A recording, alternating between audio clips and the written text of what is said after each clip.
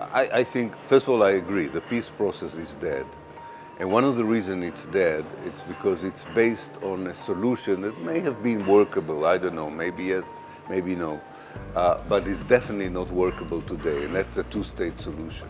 I mean, the idea that the Palestinians would have a small Bantustan next to a powerful Jewish state is not a peace solution, and I think that's why it hasn't worked. Yes, we had to restart the peace process on a different premise, because now you have a total Israeli control over historical Palestine. And what you need now is not a small Palestinian state next to a big apartheid Israel. What you need now is a democratic state from the River Jordan to the Mediterranean. So the whole of historical Palestine deserves a regime which is democratic and where equality is the basis for the future. For that to happen, by the way, leaders, including Palestinian leaders, will have to accept that the two-state solution is dead. Because as long as people talk about the two-state solution, it's difficult to propose alternative.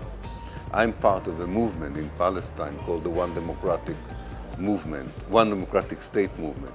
And we have branches in Gaza, in the West Bank, inside Israel, among the Palestinian refugees. It's a growing movement, but it is not yet a political force to reckon with. Now, you're absolutely right.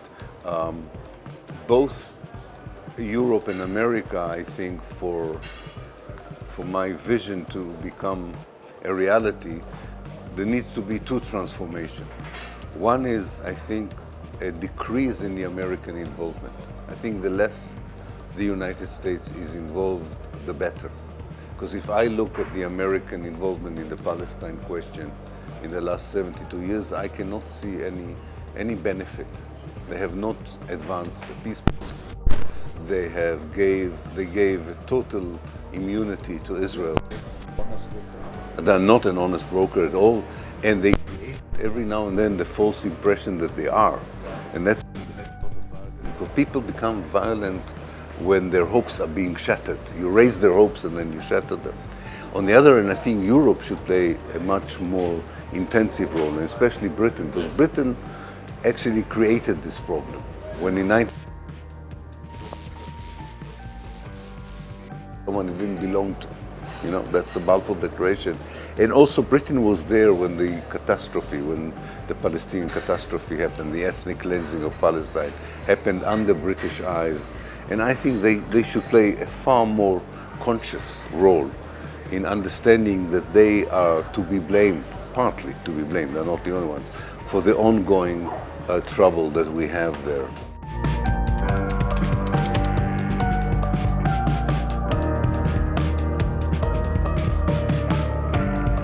No, not at all. I think that, first of all, I don't think it's going to happen. We have to give some credit to the Palestinian resistance. I don't think they would allow Israel to. The Palestinians are not going anywhere.